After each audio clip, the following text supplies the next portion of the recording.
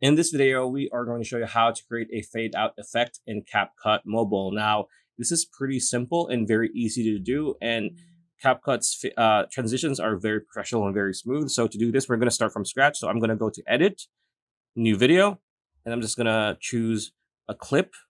There we go. Add, wait for it to load to our timeline. There you go. Now to do this, we want to highlight our video or tap on our video like so. And then you want to tap on animations at the bottom like so. And then by default, it's going to be out, right? Or in. You want it to be out. So tap out like so. And you're going to see some slide left, slide out. We want to go find fade out. There we go. So this is fade out. Tap fade out. Now you're going to see, there you go. That is the fade out option.